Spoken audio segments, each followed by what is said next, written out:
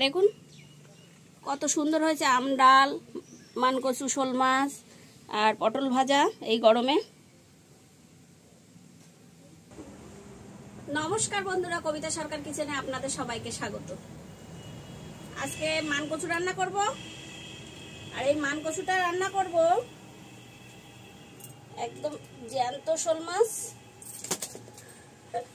চলে যাচ্ছে।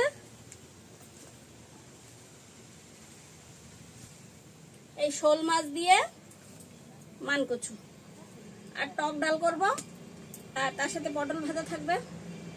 মাছ এবং তরকারিগুলো কুটে নেই বন্ধুরা। প্রথমে কচুটা কেটে নিচ্ছি।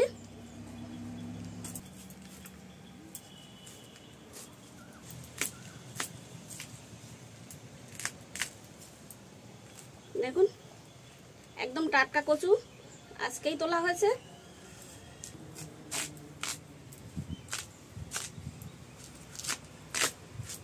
একদম মচমচ করছে। এরকম টাটকা মানকচু কিন্তু খেতে দারুণ টেস্ট লাগে।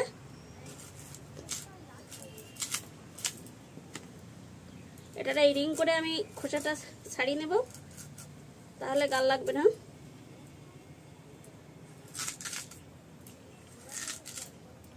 এবার গোটা গোটা করে কেটে নেব।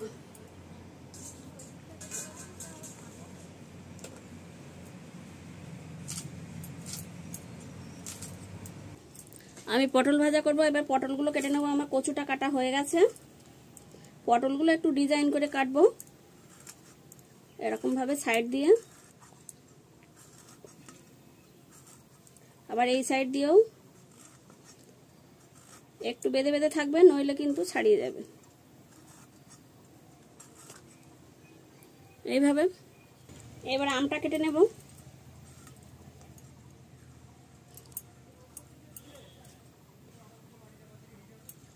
আমটা একটু নরম হয়ে গেছে কিন্তু টক। এবার আমি মাছটা কেটে নিচ্ছি। মাছটা জ্যান্ত, একটু সাইড নামাকি না নিলে স্লিপ করবে।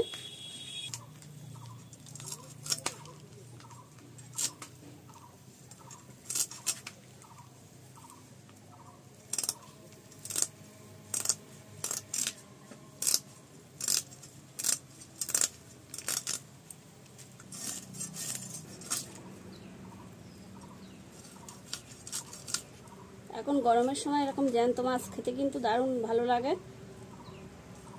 আর বাড়ির এই কচুটা ছিল বলে কচুটা দিয়ে রান্না করছি। তাহলে বন্ধুরা আমার মাছটা কোটা হয়ে গেছে। কচু আর মাছটা এবার ধুয়ে নেব। ডালটা ধুয়ে নিয়েছি, দিয়ে দিচ্ছি।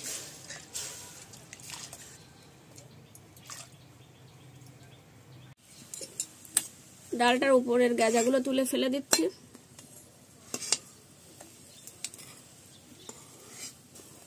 বন্ধুরা ডালটা সিদ্ধ হয়ে গেছে, একটু ঘুটে দিচ্ছি। এবার জল দিয়ে দিচ্ছি।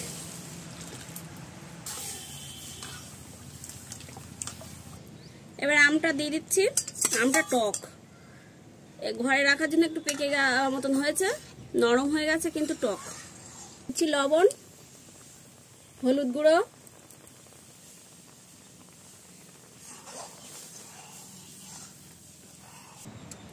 তেল দিচ্ছি। এখানে তেজপাতা, শুকনো লঙ্কা, সর্ষে আর পাঁচফোড়ন। টক ডালে কিন্তু সর্ষে মাস্ট দিতে হবে।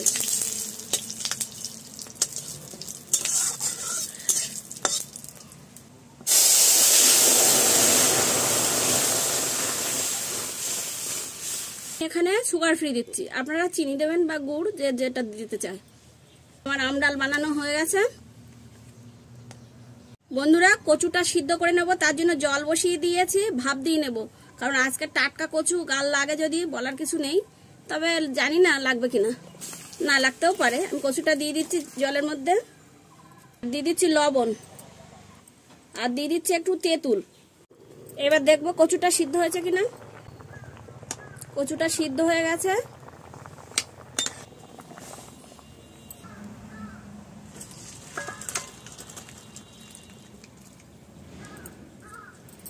কচুর জলটা ঝরিয়ে নিলাম। কচুর জন্য একটা মশলা বানিয়ে নেব।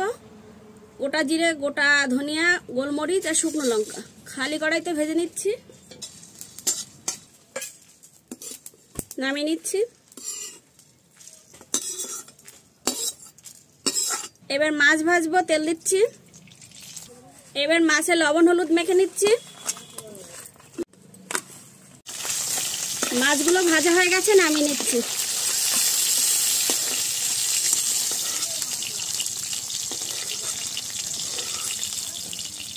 আর একটুখানি তেল দিচ্ছি, তেজপাতা, গোটা জিরে, শুকনো লঙ্কা,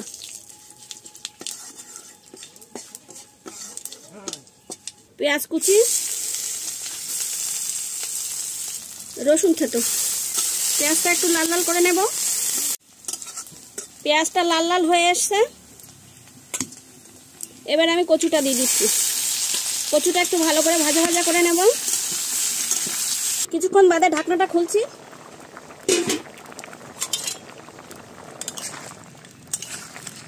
একটু ঝোল থাকা অবস্থায় আমি মাছটা দিয়ে দেবো, যেহেতু শোল মাছ সিদ্ধ হতে একটু সময় নেয়। মাছটা দিয়ে কিছুক্ষণ ফুটিয়ে নিয়েছি। এবার আমি যে বাটা মানে ভাজা মশলাটা বানিয়ে নিয়েছিলাম সেটা বেটে নিয়েছি, জল দিয়ে বেটেছি, গুঁড়ো করিনি।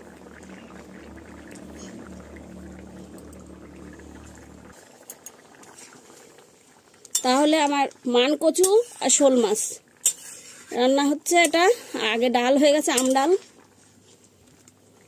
দিচ্ছি গরম মশলার গুঁড়ো।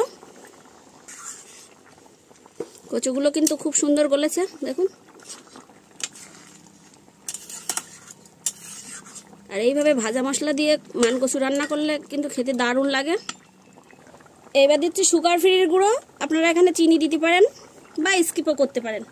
তাহলে আমার শোল মাছ দিয়ে কচু রান্না হয়ে গেছে, মান কচু। এবার নামিয়ে দেব। পটল ভাজার জন্য তেল দিচ্ছি। পটল ভাজায় লবণ হলুদ মেখে নেব। লবণ দিচ্ছি, হলুদ গুঁড়ো, শুকনো লঙ্কার গুঁড়ো একটু দিচ্ছি, দিয়ে দিচ্ছি।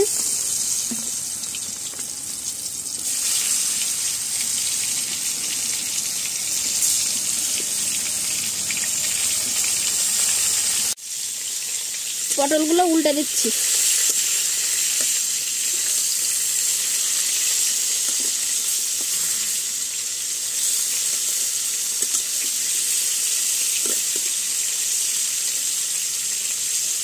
একটু ঢেকে দিচ্ছি।